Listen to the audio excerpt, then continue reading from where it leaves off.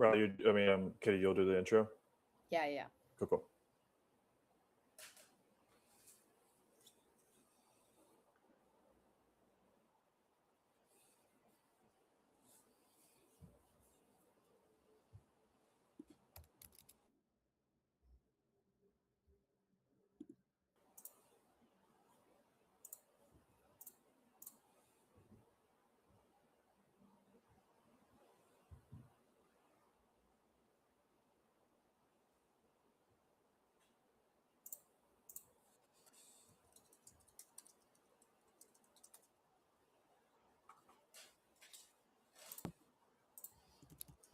Okay.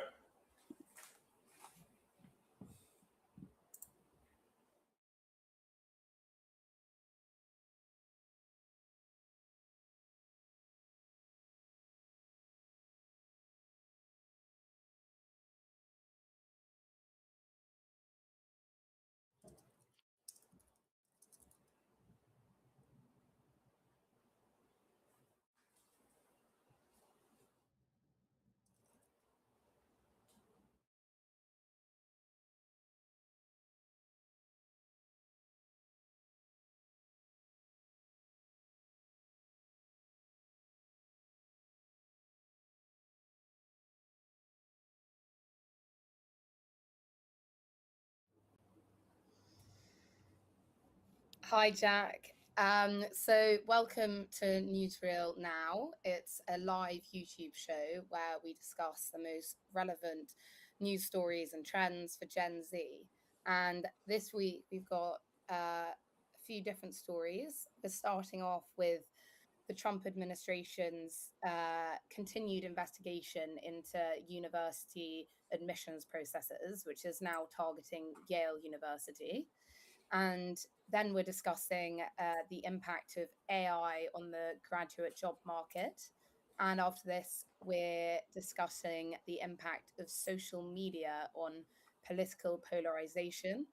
And finally, we're finishing with Rage Bait of the Week.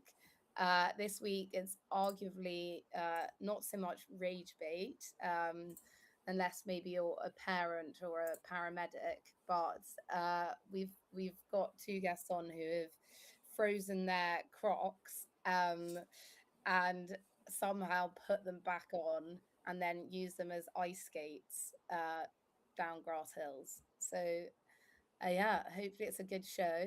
And Definitely. Has the heat wave subsided where you are?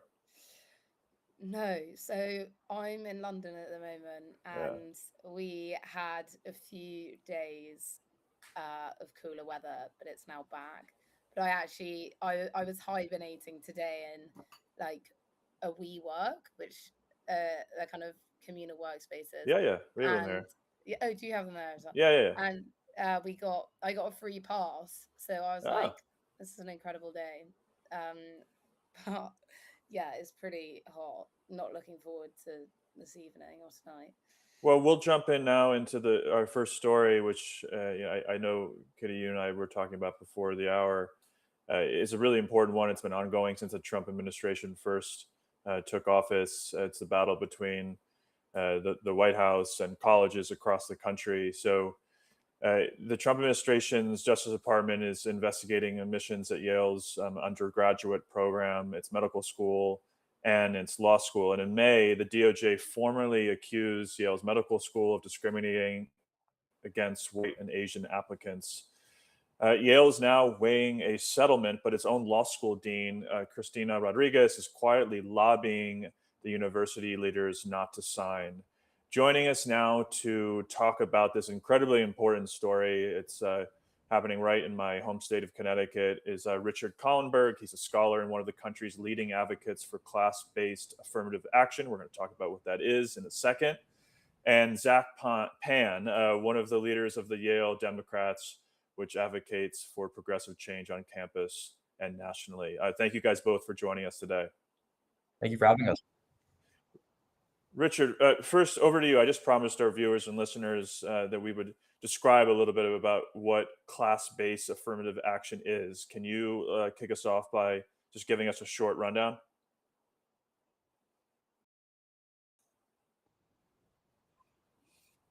That's what most universities engaged in for many years. But now they're starting to shift to economic affirmative action, class-based affirmative action, which is much more popular politically and legally sustainable.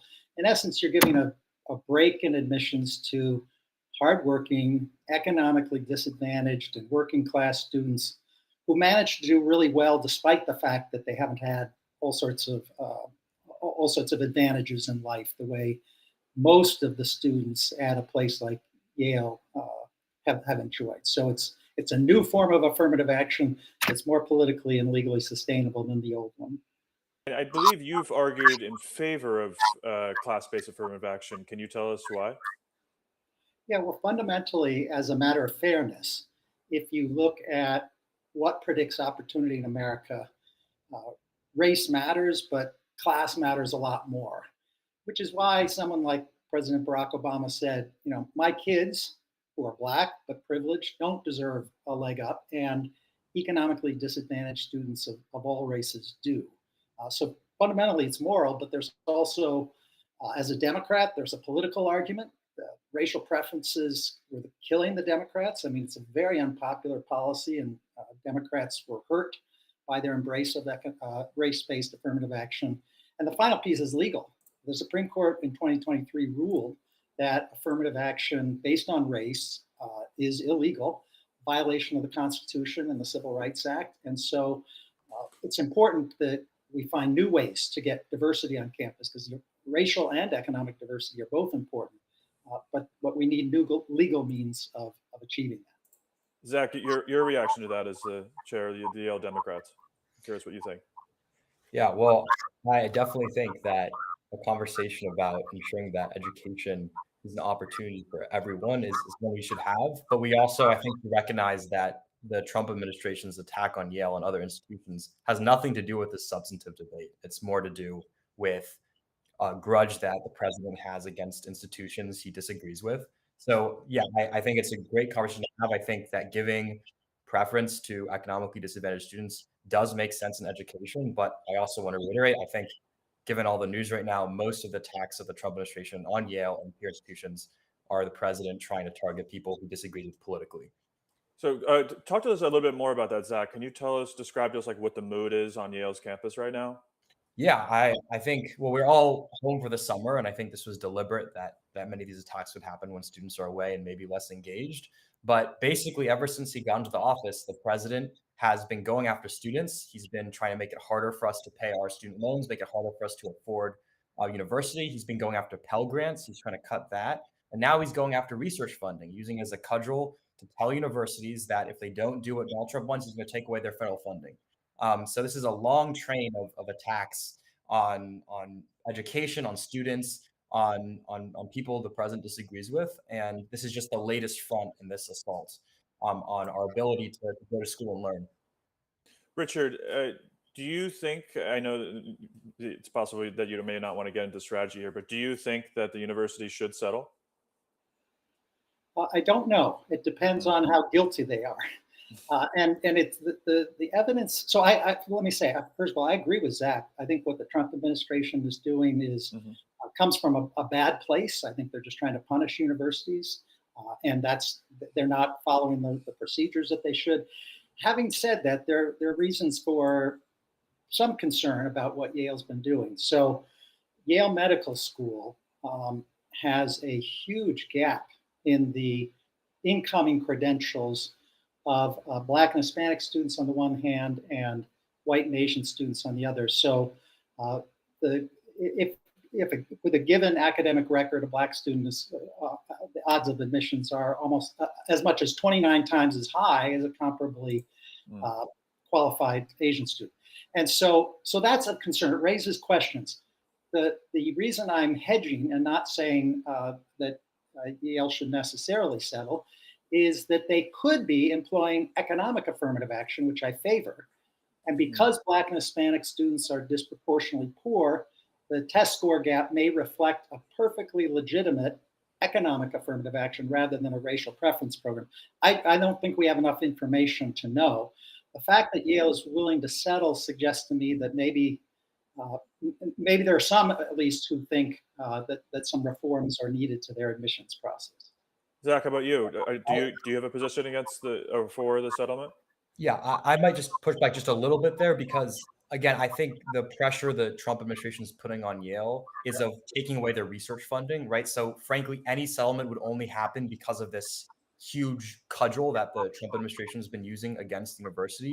And in some ways, it's really unfortunate that the Trump administration is doing this because it does poison the discourse on this issue. I do think it's, as an Asian American student, at Yale, I do think that it's kind of fruit from a poison tree, if you will. Like, when you have this incredibly politicized attack, it's just really hard to actually have this substantive, discourse here on college admissions and on whether, Yale ought to change its policies. I think, when you have a bully, coming and threatening you, you can't yield to that bully. And I think that's the situation we're dealing with. Again, I think a conversation on this issue, ensuring that education is an opportunity for everyone, that's definitely something we should be talking about. But right now, we have a bully on the block, and that's what we're dealing with, not the substantive conversation. Richard, over to you. Your response to that?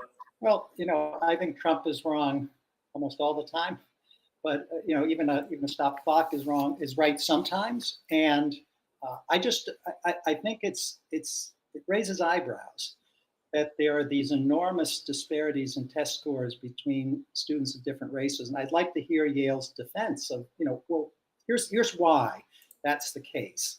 And I'm agnostic right now. I don't have enough information about whether they should settle. But if they are violating the law, if they're violating the Civil Rights Act, then they ought to figure out a new path forward that doesn't involve racial preferences. Zach, I'll give you the final word, and then we'll have to move on to the next segment.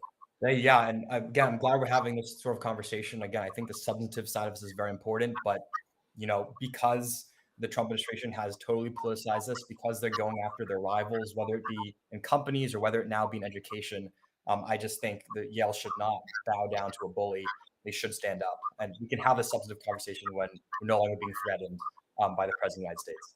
Richard, Zach, thank you guys so much for a great conversation today. Appreciate it. Thank you. Great to be with you. Thanks. Kitty, over to you. Yeah, hi, thanks for that, Jack. So next we're looking at AI and the so-called graduate job crisis. And this is a topic which has been circulating for a while, and particularly amongst my friends. And but this week, so HEPI, which is the UK's Higher Education Policy Institute, they posted an article, and it was titled "Why the Graduate Job Crisis Demands Urgent Action," and they report that 1.2 million applications were submitted for just 17,000 UK graduate roles in 23 to 2024, which is a pretty astonishing statistic. So today we've got a graduate careers expert, Chris Ray, to speak to us. So welcome, Chris. Oh, thanks. Good to be here. Yeah, thank you so much for joining us. So firstly, do you think the term crisis is appropriate for the graduate job market at the moment? No, not exactly, because it implies a sort of unique condition in the state of the graduate job market. And there've been many such challenging times in the past 10, 20 or 30 years. Now, this is, it's not to minimize the scale of what's going on in and around AI. But there was allegedly a crisis in the graduate job market during the time of the Great Recession, 2008 onwards. There was a crisis in the graduate job market during the lockdown period and the move to remote working. So it's possibly an overused term, but I think there are very challenging conditions. And I've worked in this market for more than 3 decades now, and it's certainly a very particular time. There's no question about that.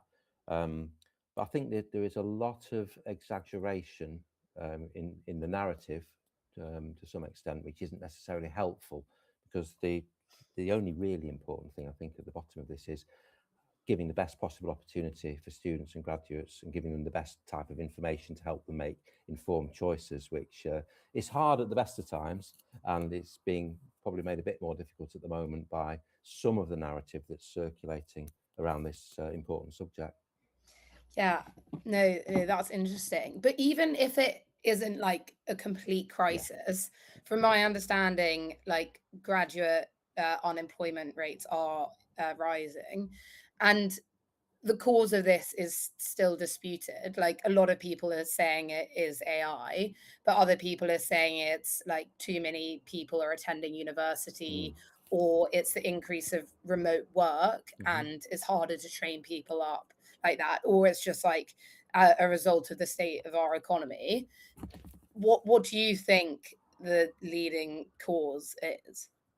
Well, I mean, you've identified a lot of different factors which obviously interplay with each other. But first, on the point about graduate unemployment, so in the UK graduate job market, according to the latest, reliable stats we have, which are the Graduate Outcomes Survey collected by HESA, graduate unemployment was up a few percentage points on the previous year, but is in a typical condition between 5.5 and 6%, and that is not historically unprecedented.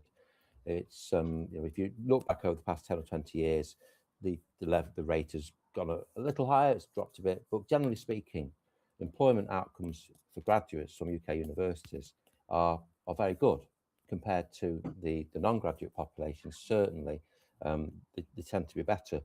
There's a continued demand for what you might call professional level work, which is sort of a synonym for graduate level work. And there are more professional level jobs created every year in net terms, and the demand is expected to continue. However, you're quite right. The actual the lived experience for many graduates is of a very, very tough, challenging job market. And again, just to say that it has been tough at other times doesn't make that more palatable for individuals, does it? I mean, that's the reality. It's also a tough job market in a strange way of putting it for employers, because that point about the overwhelming volume of applications generated by AI, that's a reality for recruiters. I mean, we talk to a lot of recruiters in our work. I work principally for Prospects, which is a graduate careers platform in the UK, prospects.ac.uk. We work with a lot of employers as well as dealing with students. They're preoccupied about this, as you might imagine. Many of them do not know how to cope with this incredible wave.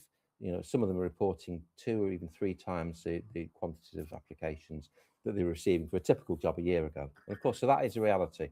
And we all have got like a responsibility in the industry to work our way through that. Now, I think, going back to my original point, the importance of being dead clear with students and graduates about the fact that there are lots of opportunities for graduates, but not making like loads of AI applications. Don't use AI to generate your CV and to generate multiple applications for jobs that you're probably not necessarily really going to be suitable for. Narrow your focus, narrow your range, and don't assume that employers are using AI routinely to make decisions about jobs and hiring, because they're not at all. And not all students are using AI indiscriminately to make applications. The truth sits in the middle. But I'll be honest, I think we're in the foothills of understanding what all this means at the moment, and the whole industry is struggling to get to grips with it. Yeah, no, I think that point about like the number of applications per job just like vastly increasing because people are kind of just sending in AI applications is really interesting. Yeah. And so I was reading that PwC, which is if I'm right, the largest private sector employer of graduates in the UK, so in 2025, they had 60,000 applications for entry level jobs, and that was for around 2,000 spots. So it's like vast. It's like how does an employer even process that? And it must be very demoralizing, because you're effectively just differentiating between a lot of different like AI content. Do you think there's like the conventional cover letter is going to die and there's not going to be a way to like vet what is AI now? I think that the traditional methods are still much in news. I think it's what you put into it much as anything else. And so obviously, if you're creating a persona for yourself through AI, which doesn't sort of match up with the person who might get through to an interview, you're going to be rumbled at that stage, if not sooner. So it's really about, from the student applicant point of view, the authentic self. Bearing in mind that AI also stands for the actual individual who wants an authentic interaction, and that's on both sides of it. And I think that what we're seeing inevitably and interestingly is a reversion to some of the tried and trusted 3D modes of engagement. Employers are going back on campus more, meeting real people in the flesh, not just relying on digital means of application and engagement. And students tell us certainly that's what they want as well, because they want to that real encounter which cuts through all of that sort of artificially generated noise. And I think that's probably where the solution lies, although we're some way off doing it. But you just had in a piece of research we did, the vast majority of employers said there's no way in the world they're replacing their entry-level jobs with AI. They're reshaping roles, it's informing development of roles, but there's no sense at all, certainly in the UK in graduate recruitment, that AI is going to limit opportunities for graduates. I think it's just dealing with that knotty problem of volumes of applications. Yeah, no, that's very interesting and reassuring as a recent graduate myself. Thank you so much. Thank you. Yeah, so now we'll take it to our final segment, which is discussing the viral trend of. Oh wait, Kitty, we have one more in between there. We Oh, have sorry. yeah, no, You're, you're eager to get to the oh, no, Crocs. sorry. It's all good. So, a new report from Reuters, and Kitty, I promise, that this segment will be just as good as the Crocs segment. Finds that 45% of people worldwide still want impartial news, and that is more than double the 22% who prefer sources that share their views. This is a report that comes out every year. I read almost every page of it. I know that sounds completely crazy because it's like 150 pages long, and I just come out as like the biggest nerd ever. But I really find it just fascinating for like understanding how people nowadays are learning about the world around them and how that's shifting over time. Joining us to talk about this incredibly important report is Ben Steele, a computer science PhD student at McGill University, who researches how social media shapes our opinions. Ben, it's great to have you on. Thanks for having me. Yeah, I find this report fascinating every year, and this stat to be particularly interesting because I hear it all the time as a journalist. And I'm wearing a shirt that says "Defy the algorithm." It's one of the messages that Newsreel tries to put out into the world. And when I tell people I'm a journalist, even here in New York, which skews to the left on the political spectrum, I always get asked, what's my bias? What's my skew? And I hate this question too. I always have an answer for it, which is that everyone's biased. And I'm curious what you think about this finding from the report. Do you think people really mean that when they say they want impartial news, or is that just kind of like an aspirational thing that people are saying? Yeah, I think it's tricky. Like, I think to some extent, people have always wanted to see like-minded news. I think that's one piece of it. I think there's another piece where stated preferences often differ from revealed preferences. So people might say that they want like-minded news, but that doesn't mean that that's actually what they seek out, when they go on their platforms and apps.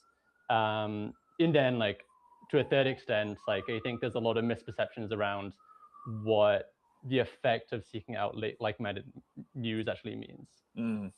And what do you think that means? Like, how would you define it? Yeah, well, I guess I think there's one idea which I think has become very popular recently. Is this idea of like echo chambers, right? This is the idea that like you go online, you only see like-minded news, and that is something that kind of reinforces your beliefs and kind of puts you in this kind of like more kind of extreme kind of like ideological position. And I think there's not that much evidence for that really when you look at the research. So that's one example, right, of I think like a misperception around people seeking out like-minded news. I think it's not necessarily a bad thing, I guess is my take. How would you respond to people that are questioning journalists' bias? I mean, as I said to you, I always say that everyone is biased, and I usually focus on the fact that I think if there are any biases right now that are affecting people, it's that it's biases towards negativity and toxicity online. That's the things that are really shaping their worldviews. That the things that rise to the tops of these algorithms too often, I think, are what's negative, what's most outrageous. Do you agree with that? Yeah, I agree. I think there's like two things at play, right? Like I think there's a worldwide like populist movement, and what comes of that is like a decrease in trust in a ton of institutions, right? Trust in, parties, government institutions, and journalists, like big news organizations. And then, as you mentioned, there's this other side where ultimately the platform recommendation algorithms are optimized to maximize user engagement. And what the algorithms have discovered is that, you know, um, content that angers people and creates negative emotions is what gets people to stay on the platform. So a lot of this is just downstream of that. There was a article, a big spread in the Atlantic this week about how people are not, Americans in particular, are not reading as much, and that the author argues that we're not an illiterate society. In fact, we're a post-literate society. And what her argument was is that people are actually reading more text and words than ever before. Just the way that they're reading it has actually changed, and now it's like fragments, it's tweets, it's Reddit posts, it's things that are sort of like given to them in a like almost like a soup format where like they're sort of swimming in this like sea of content every single day. And her argument, the negative impact was of that is that being post literate means that like you can't really suss out the nuance of text anymore, and that long form text becomes harder to read. Yes, your attention span is shorter, but you're also, even when you try to focus on a short bit of text where it contains longer sentences, you're not able to deduce the meaning of that text either. Do you agree with that analysis? Yeah, I think there's probably some truth to that. Like I've also seen these kind of studies talking about a decrease in reading. Um, I guess I'm not an expert on that, but I do think I'm not as negative about this kind of change in like consumption. I think like Mhm. I do think there's like a lot of great things in terms of short form video content platforms. It doesn't mean that people can see a lot more information from much kind of diverse set of viewpoints. So I think there's positives to this change in the kind of type of media people are consuming, but I think we're yet to really know like the kind of long reaching effects of it. Yeah. Well, going off that, I think we're moving into a new period now in our sort of information landscape when it comes to AI. So this report, just going back to it for a second, found that the AI is not really that large of a source of news for people yet. I'm curious if you've done any research on AI and news, and whether you think that the share of people getting their news from chatbots is going to increase or decrease, and what, if any, implications does the growth of people getting their news from AI have on our society? I think there's two pieces there. One is that there's a growth in people using AI to make news. So we've actually done a few reports here, and we've heard from other reports that a lot of content creators are using, chatbots to generate headlines that are kind of truth um, Adjacent, agnostic, right? or yeah, Yeah, exactly. adjacent. Yeah, Yeah. and they're putting those out as news, but people don't realize that it's being generated by AI. Mhm. So I think maybe it's higher than it's possible to measure. I think the second piece is things like Google AI Overview, where I think a lot of people don't really think about that as a chatbot, but ultimately it's still powered by Google's Yeah. chatbot product. And we're actually ramping up on a report there, looking at the sources that Google use. So previously, you Google something, you get a list of links and you know the sources. Now you Google something and you get, a paragraph, and you see one sentence, it's pretty kind of confident, and that sentence might be using sources from a ton of different platforms, and initial research we've done shows that a lot of it's coming from Facebook. So there's a sense in which Google is kind of taking random posts from Facebook and signal boosting it and turning it into like the de facto response for Google queries, which is a Yeah, I know. kind of And just crazy to effect. finish here, with the scariest thing I've seen on LinkedIn and X has been people who have said that they've found ways to game that AI overview by writing like 3 to 4 Reddit posts answering that question directly, and then like the next day or even the next hour, they'll search on Google and see that their answer has popped up in the Google's AI overview, which is just honestly terrifying going into the midterms, like thinking about how that could be weaponized. I hope that there's safeguards that we don't know, right? I mean, we know only what Google and the big platforms tell us. So, thank you so much for coming on, Ben, and giving us your take on this report and the information landscape overall. No worries. Oh, all right. Finally, Kitty, to your favorite segment today. Like you get the opportunity to introduce our hat wearing guests. Yeah, sorry, I nearly cancelled Ben from the whole show, but he's a social media like expert who studied it, but now we've got two guys who have managed to successfully win on social media, and they've got 85 million views. It's probably gone up since I last checked, so you guys can update me. But we've got the Waffle Wizards who will explain themselves who they are, but that they've recently did a stunt which went viral. So yeah, guys, do you want to introduce yourself? Yeah, we're the Waffle Wizards. My name is Josh. I'm Curtis. And recently we decided we wanted to start doing something fun here in this college town of Provo, and we decided we wanted to give out waffles for free, but we wanted a bunch of people to come, so we started to promote it through social media and doing internet stunts. And we recently did an internet stunt that went super viral. Yeah, reaching, I think, 85 million people. Now we've gotten 50,000 followers on Instagram and across other platforms even more. And, What was the viral stunt? So it had been repeated before. Lots of what our content is just copying viral content, but with our little twist of waffles and us being wizards. And so what we did was we froze Crocs in ice, right, overnight. Let them freeze over, and then the next day we took them out onto a grassy hill and we just bombed down it, going really fast. Filmed it, had a couple tumbles, a couple close calls. Luckily, nothing grave, but just overall had a lot of fun. Filmed it, and yeah. High risk but high reward type of activity. Yeah. How does it actually work? Like, I imagine So- it would just be an ice block. Like, how do you put your foot in it?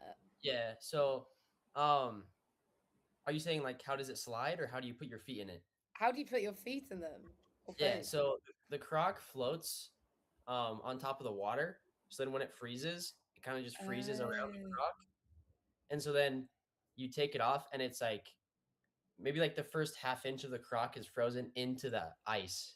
And then you put your feet in, and then you just go, I guess. Yeah. Did anybody look at you weird? Like what the hell are you guys doing? Or Yeah. okay. So there was like people out on dates or like walking their dog in the park, and we felt like a little awkward. We were like wearing wizard hats and sliding down a hill, but it was definitely worth it. We definitely had a lot of eyes on us, but I think one guy even asked if he could try it himself, and so he gave it a run. So Has anybody said anything about the wizard hats? It's like meaning worry that means something else, or that it has kind of political message, or have you guys kind of skirted around politics? no, No. not at all. Oh, good. No, No, we're All just right. doing it for fun. Yeah. No.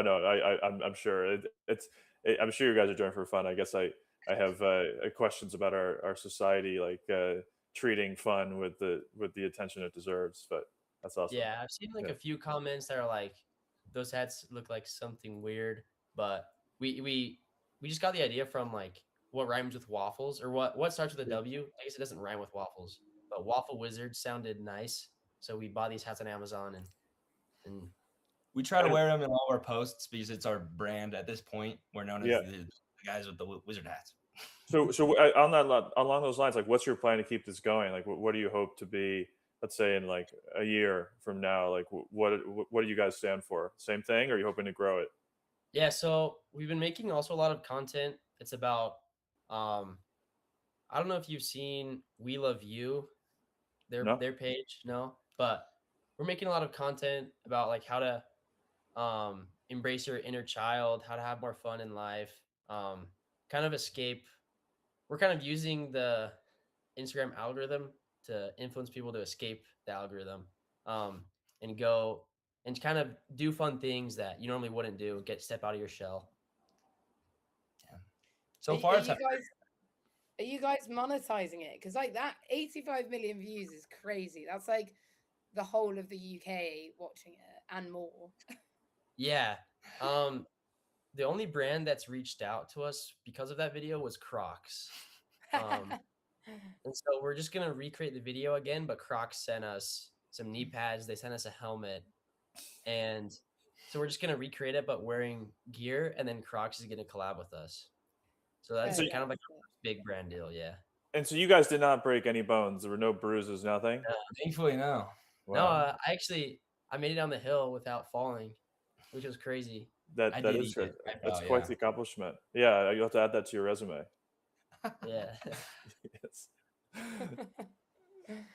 Kitty, any last questions for our wizard wearing friends? What's the plan with the waffles? Surely you want to start like selling them? Are you good waffle chefs? Well, it's a basic waffle recipe. I mean, giving them out to broke college kids is what we've been doing, and I think we want to keep going for it. It's been nearly weekly, so we plan on making events, big events, maybe to invite lots of people just to get free waffles, meet new people, have fun, and we'll see how long that goes. Maybe until the end of the summer, maybe into the fall. But I'm a big fan of the Kodiak waffle, which is like the protein waffles you see in the supermarket, which is just gives the illusion that it's healthier. I think it makes it sound like it's a little better than it is. And I have yet to look at the ingredients on it. Thank you guys so much for coming on and yeah, of course, and thank you talking guys. about and keep Thanks for inviting keep spreading positivity on the internet. I Will can do. definitely Thank resonate with you. that. Take care, guys. Wow, great episode. One story we didn't touch was the Plattner allegations. Kitty, did you have any thoughts? Did that story make it over to the UK? Yeah. Is it he resigned today because of Resigned the resigned his campaign. Yeah. So yeah I'm because very of the curious to see. Maybe we could talk about it on the next show. We'll have finally have like a nominee again. But I'm curious to see who the Democrats go with. It's a huge race. It's also Plattner was like very, very popular among young Democrats, young progressives in the state and out. And it's going to be really interesting to see who in Maine they decide to put up, like whether they're going to go for a progressive or more of a centrist. So that is definitely one story we're going to have to keep an eye on. yeah. I saw the resignation video, Yeah. and what's interesting is he was saying it's like not an admittal. Is that correct? Yeah, yeah. I think he's sort of stayed away from. I think he's trying to keep his political career open as much as he can. It's going to be. I'd have to. My personal opinion. I don't see necessarily a way forward for him. But look, time will tell. And like, there's definitely been other redemption stories in politics of people coming back from worse. So we shall see. This is a great episode. Thank you to all our watchers today, and we will see you. We're going to be off next week. Our producer Riley is on vacation, so we will see you in 2 weeks for another round of news and analysis. Thank you guys so much for watching, and have a great rest of your day. Thanks.